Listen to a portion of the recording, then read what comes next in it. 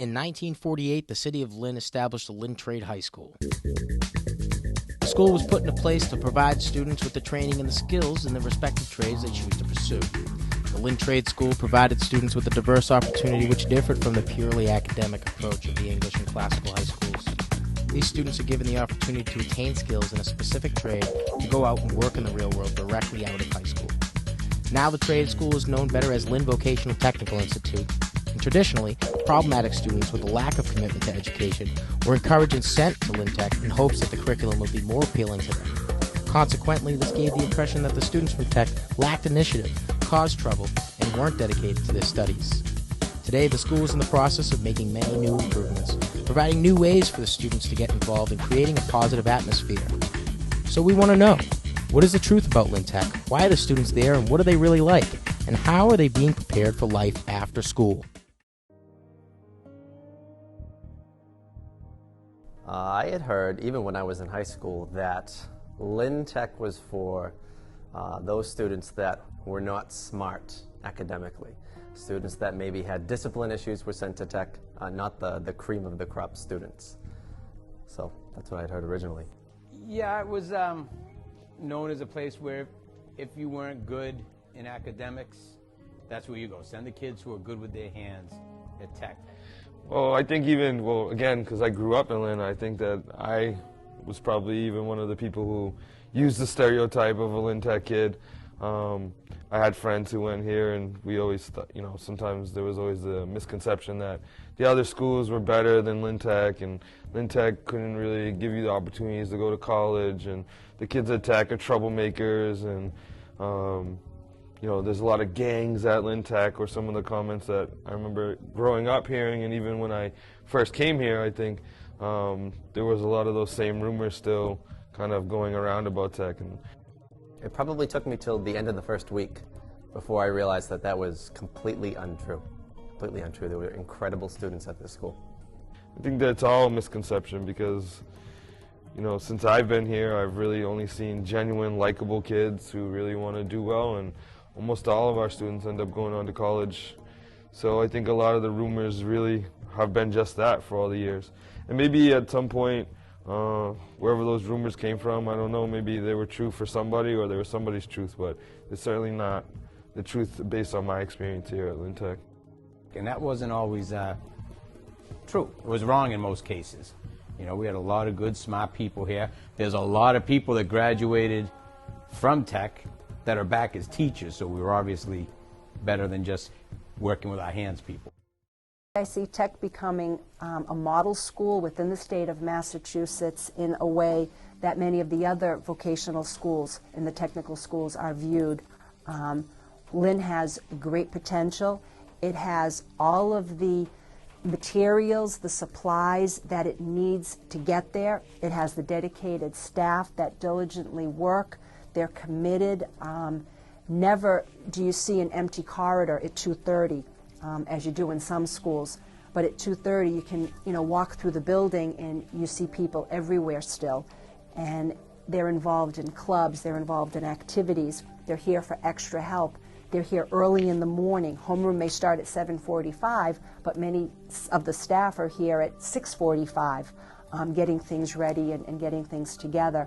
So I would love to see the enrollment in Tech increase because we do have wonderful opportunities for the kids. I like to consider ourselves the hidden gem of Lynn, that everyone doesn't really realize the wonderful opportunities that we have here.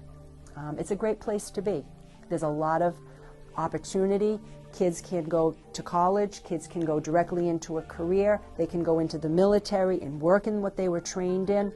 I recently heard a story that a culinary graduate from a number of years ago went on, you know, stayed in the culinary field and eventually became the private chef to the Secretary of Defense after he enrolled in the service after a number of years out of graduation. And I thought, what a wonderful opportunity for someone. That's just great. That says it all.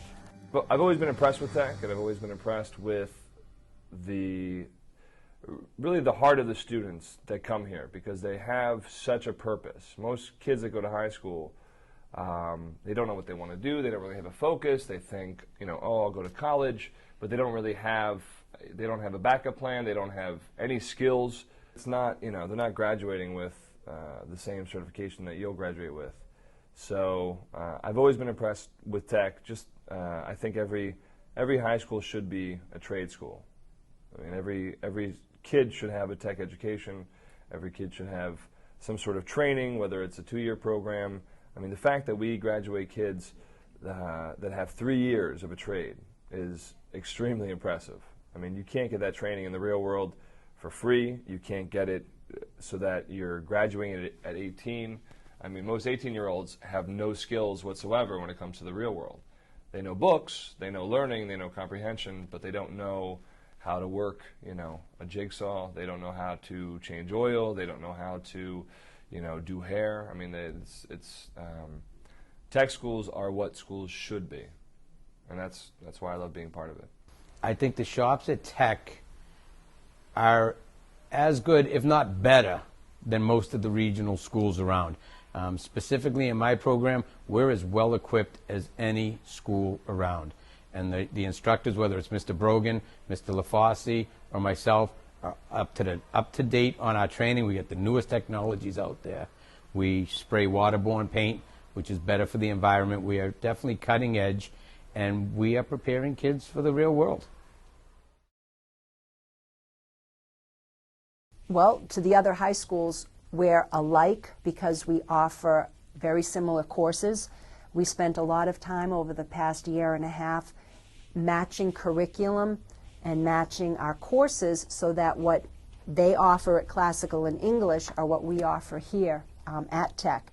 We've been very conscientious about that effort. So in terms of similarities, we're there. We have honors, we have the AP courses. Where we differ is in our elective choices. If you're at Classical or English, you have more creative elective choices. You might have dance, you might have drama, you might have a different art course, pottery. Whereas at Tech, your elective choices are actually the technical program you decide that you wish to spend your concentrated time in. So where some kids might want to spend their time in, dance and theater classes at Classical, here they're spending their time in TV media or culinary, making their skills more marketable for when they leave and graduate and either further their education or go directly into the workforce. So that's probably our biggest difference, is that we have a different set of opportunities that we can offer the students more directly than Classical or English can. And a lot of good things are happening. Years ago, the machine shop was closed, and there's been a movement to try to bring it back. And if you've read the Lynn item recently, there was an article in there about a gentleman, an alumni, Mr. Ron Beckett, who's spearheading the movement to bring the machine program back. And we are reviewing that, and hopefully in September of 2012, we'll have a freshman exploratory group come in and bring back machine technology or precision machining for the class of, that might be the class of 2016. So that's another new thing that's happening, and that ties very well into moving electronics and pre-engineering next to each other, because the third component that matches and mirrors the curriculum there through Project Lead the Way is the machine technology component. And I think that would be a wonderful triad of programs with great opportunities for the kids. I mean, we offer the best of both worlds. The number I got last year from Miss Paradis was 82% of our kids that graduate go on to a post-secondary education, whether it's North Shore, Salem State, Ben Franklin, the ITT techs, and 82%. And they also have a trade instilled in them. And it's true, when you have a trade, you will never go hungry. You'll always be able to provide for your family.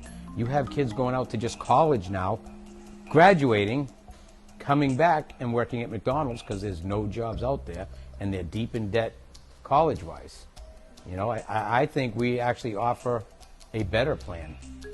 No offense to the other two schools, but we offer a whole package as opposed to just college bound and good luck when you get out. All of our kids at Lynn Tech are 100% concussion tested, which is one of the new MIAA requirements for any of the kids that participate in any athletic events. It also includes things like cheering, dance, theater, anything where there's contact. Well, if you think about it, all of our kids are involved in some kind of a contact, not necessarily a sport, but an activity. Think of the work an electrician might be doing climbing a ladder. What if they fall? Think of the work a carpenter might do working with 2x4s. What if one hits them in the head? Every program has that a little bit of danger involved if the kids aren't aware of what their safety requirements are.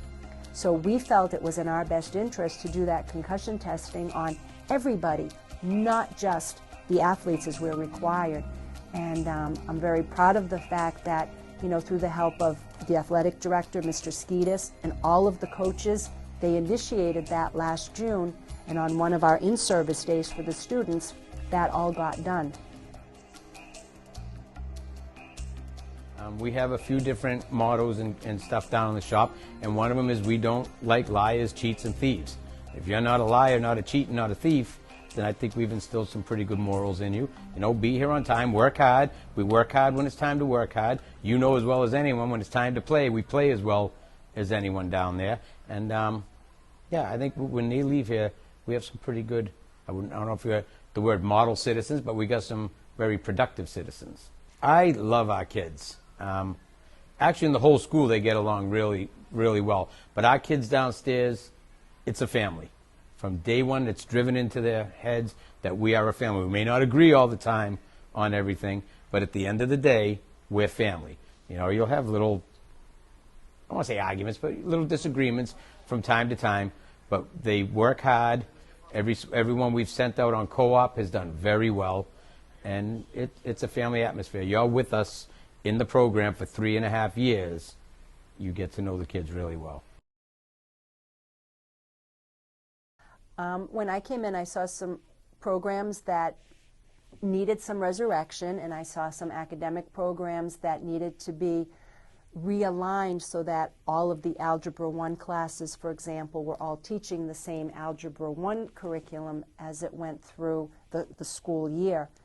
So what my attempt the first summer was to bring that clarity to the programs and align a department so that if a student had one teacher who also was teaching a subject that 3 other teachers were teaching, that the student couldn't say, oh, I'd rather be in Miss Smith's class because she's teaching something different. So my attempt was to align the curriculum across all of the courses so that that wouldn't happen, so that students were getting an equitable education in all of their programs. And also by taking our academic curriculum, comparing it to classical and Englishes, where were we different, and were we different in a good way, or were we different in a way that needed improvement? And in most cases, we saw that we weren't on par with classical and English. So in that time, and it had started before me with Mr. Ridley, where they started bringing in honors classes for the juniors and the seniors. And then we brought in some honors classes for the sophomores. And then this year we now have honors classes in all 4 of the main academic areas for freshmen, sophomores, juniors, and seniors. So I think that improvement was a good thing, as well as the introduction of the AP courses in pre-calculus and in the junior and senior English courses. So I think those are good things that are happening.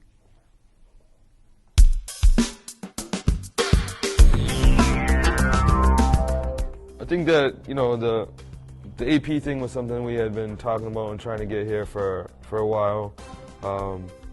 And it's funny too, because even I remember when I first talked about it here, we heard some people say, oh, you know, that's probably a bad idea, or those kids won't be able to do it.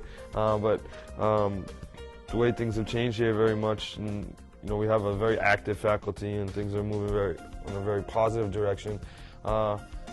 When the idea came up again about bringing AP here, I was excited because, you know, kids here deserve those same opportunities. And if, you know, as Lynn Tech, as a teacher here, and the message we're sending that kids can go on to college and be successful, that, you know, the reason for the AP is just to give those kids that same opportunity that other kids are being offered.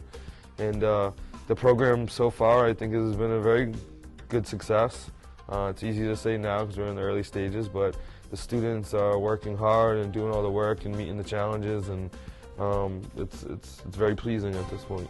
Hopefully they'll take a love of literature and writing. Certainly, obviously the biggest hope is that they earn some college credit that they can take with them when they go off to college. But definitely, I remember, you know, when I graduated from high school and I went to college, there was sort of a moment where I realized that the workload I had in high school didn't quite match up what college was expecting. And so I hope that by offering them a course such as AP and you know, teaching it on a college level, that when students leave here and go on to college, it's not going to be surprising. It's not going to be shocking. They're not going to say that they weren't prepared. I'm hoping that, you know, it's an easy transition for them, you know, taking a challenging college level course in high school, that when they go to college, they certainly feel that same preparation, so that they don't feel sort of like they weren't prepared. So really, I guess it's preparation, the experience of college and being successful. In fact, all the students that are taking AP Calculus dedicated 6 weeks in the summer to coming into school Monday through Friday for 3 hours, and that kind of speaks to the quality of kids that we have. And we're definitely doing a course that's just as rigorous as English and Classical, without a doubt. At the end of the year, they have to take the AP test, which will determine whether they get college credit or not for taking the course. And certainly, judging by the quality of students that I have, I would expect every student in that room to pass the AP test, without a doubt. This is only my second year I came aboard when Coach James Runner came along. He's been my best friend for a very long time, and since we were kids as well. And you know, I think James's idea coming in was that we weren't going to just create a team; we were going to create a program. And in doing that, I think that lots of things here have changed with the kids. You know, clearly I'm on top of all their academics and trying to like trail them down and make sure they're all doing well in the classroom, because we say that they're students first before they're players. Second, they have to have good moral integrity and character, and then third, then they can be a football player. And so I think that message that we're bringing to the students is really working. Our numbers have increased dramatically this year from last year, and it's a lot easy to, I guess it's a lot easier to get kids to want to play when you're winning, but I think part of our success has really been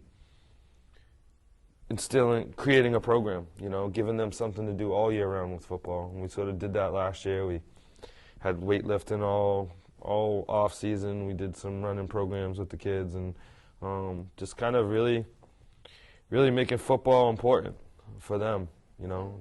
Well, we're 5-0 right now, which is pretty exciting, and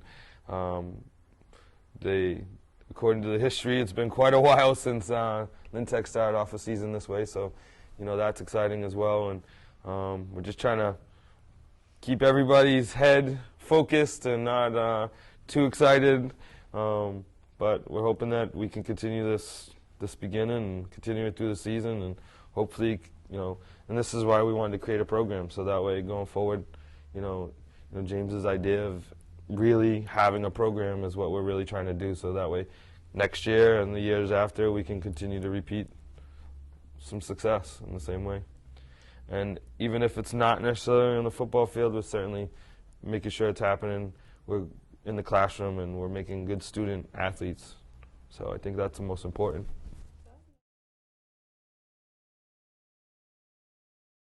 We do have high standards, and that scares everybody, but it shouldn't. We're following a DESE regulation that says in any of the vocational schools there needs to be an admissions policy. And when the admissions policy was created 3 years ago, the principal at the time, the administration at the time, worked very closely with their DESE liaison to create an application process that met regulations that worked for Lynn. And actually, the process that we use here at LynnTech is very similar to the admissions policy and the admissions process that they use in the 30 regional technical high schools as well as the 32 comprehensive technical high schools. Lynn is considered a comprehensive technical high school because we only take kids from our own community. We're not regional. And there are 32 of those in the state. So the process is very well defined. It has a series of rubric standards that the students, when they apply, they submit the materials. They're all interviewed by the guidance staff, and they're all scored based on how the rubric works for what they're providing. So it's not random. You might come in and you're all well dressed, and there's no check mark on the rubric for is he well dressed or not, but rather the criteria are your grades, obviously, your attendance, your discipline, your interest level, the interview process, and a recommendation from your high school your middle school guidance counselor or principal. And all of that is weighed on a scale of 100. And obviously 100 would be a perfect score. We don't get a lot of 100s. And the range goes from 0 to 100. And when the rubrics are scored in the process, we look to see how many applicants we have and what's a reasonable number. This year, we started accepting students with 70 or better in the first round. Then in the second round, we accepted students with 65 or better. And then in the third round, we went to 62 or better. And students that had 60 or 61, we reviewed their applications individually, and in many cases, we accepted them as well. Interesting, on that scale of 0 to 100, 60 seems to be the drop-off, and then all of a sudden, the scores, very few 50s, 40s, they go down into the 20s. So that's telling us that there's a real group in the bottom that don't meet our criteria very closely at all, but that the majority of the kids that are 60 and above are the students that we're accepting. And what people also don't understand or may not recall is not every student applies. So of the 300 students that apply, it's not necessarily the top 300 in the school, it's not necessarily the bottom 300 in the school, but of the 300 that apply, we take the top 60% that are the best. And that's who our student body is. Everything I am right now, whether it's a teacher, parent, class advisor, is all from the foundation I got here. Yeah, they prepare you for the real world. There's no sugarcoating it. There's no fakeness, if you want. There's no, you'll be out and you'll go to college and you'll be making $1 million a year. You don't get that. What you get is reality here. And if you can base yourself in reality and know what to expect when you graduate, then I think it gives you a step ahead of anyone else. Well, certainly I can tell you that there's not gangs hanging out and congregating in the front or within the school grounds. Kids are actively moving to class. As a teacher here in the classroom, I see lots of kids who really care and want to do well and try very hard, and lots of kids who even struggle, who work that much harder to try to be successful.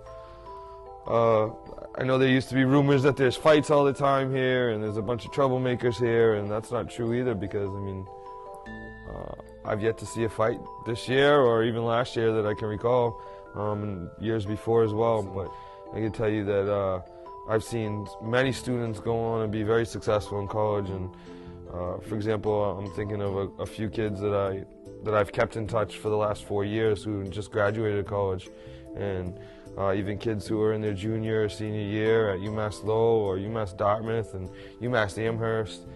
We've sent kids to basically just all the same schools that everybody else goes to from the other high schools. So I think that that's definitely a myth that is not true. And our kids, when they do leave here, do go on to college, and they are successful in college.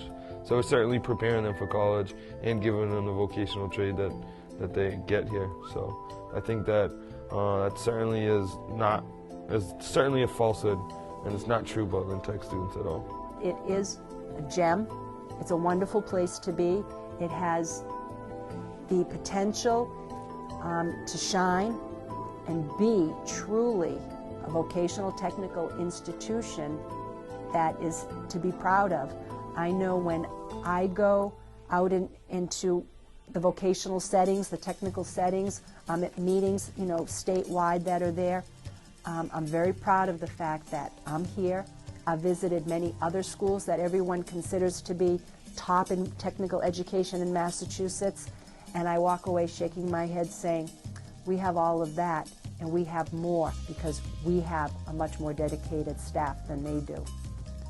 We're doing incredible things here, and I'm very proud of that, and I'd like to get that message out, that this is a great place to be.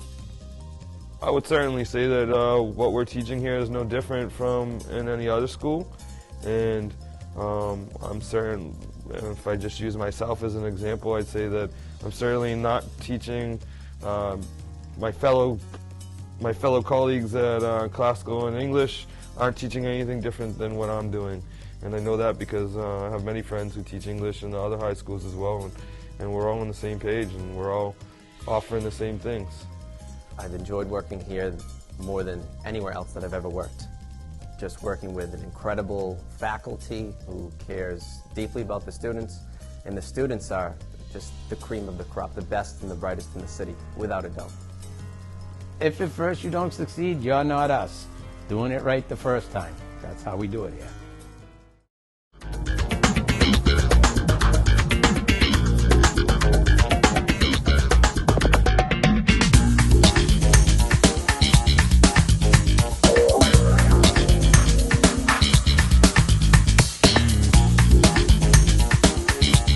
I did well. Ooh, that was easy. Okay, we'll put that in the bloopers. Do it again. Okay.